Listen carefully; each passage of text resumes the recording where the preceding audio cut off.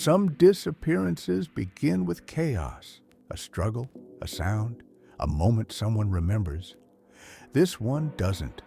No disturbance, no confirmed witness.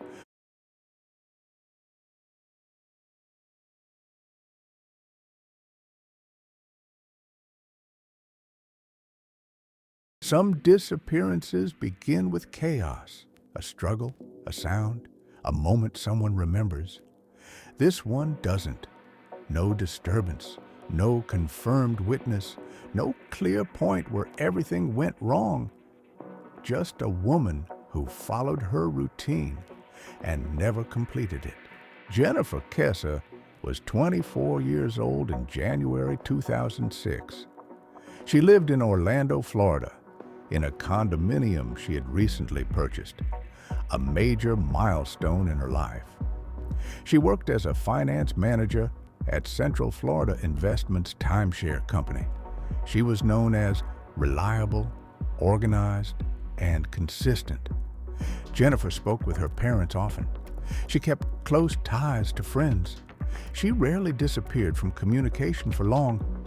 Those close to her described her as careful, not paranoid, but aware. She locked her doors. She paid attention to unfamiliar people. She followed predictable routines. In early January, Jennifer traveled to St. Croix with her boyfriend. They returned shortly before January 23rd. There were no known conflicts, no financial distress, no expressed fears. On the night of January 23rd, Jennifer spoke to her parents. The conversation was normal, calm, routine. Nothing about it suggested it would be the last time they heard her voice.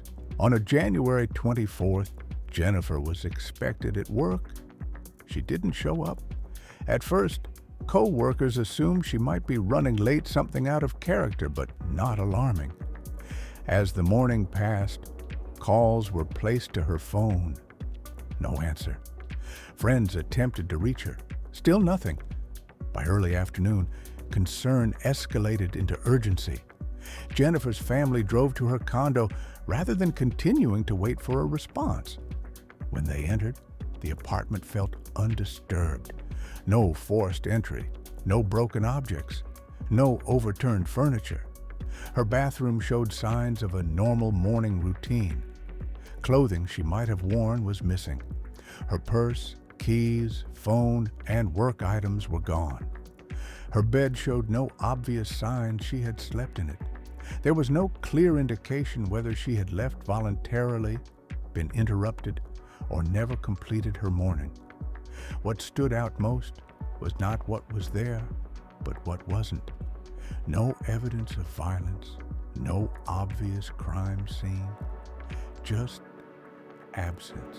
Law enforcement began searching the area surrounding Jennifer's condominium almost immediately. At the time, the complex was undergoing active construction. Crews had been working on nearby buildings in the days leading up to her disappearance. Investigators viewed this as significant. Construction workers come and go. They blend into their surroundings. They are often unnoticed. Police interviewed workers who had access to the area. None reported seeing Jennifer leave that morning. None reported hearing a disturbance. Jennifer's phone offered no answers. After the night of January 23rd, it never connected to another cell tower. No calls, no messages, no data activity. Her bank accounts remained untouched. Her credit cards were never used. There were no verified sightings of Jennifer after that night. For someone with strong routines and close family ties, the silence was not gradual. It was immediate. 2 days after Jennifer vanished, her Chevy Malibu was located. It wasn't abandoned on a roadside. It wasn't hidden or damaged. It was parked neatly at a nearby apartment complex called Huntington on the green, less than a mile from her condo. Jennifer had no known connection to the complex. The car showed no obvious signs of a struggle, no visible damage, no broken glass. The location raised questions. Why park the car somewhere public? Why choose a residential complex she had never been linked to? Why leave it carefully positioned instead of abandoned? Investigators requested surveillance footage from the complex. At the time, it seemed like the break the case needed. Security cameras captured an unidentified person parking Jennifer's car. The individual exited calmly. They locked the doors. They walked away. No rush, no visible panic. But the camera's placement created a cruel coincidence. As the person crossed the frame, vertical fence posts repeatedly blocked their face frame by frame. Not once was the face clearly visible. Investigators slowed the footage. They attempted enhancement, but the resolution, lighting, and timing made identification impossible. Even the individual's gender could not be confirmed. The footage proved only one thing. Someone else had Jennifer Kesse's car. How they obtained it and what happened before that moment remains unknown. Detectives canvassed surrounding neighborhoods. They followed tips. They interviewed residents and people connected to Jennifer.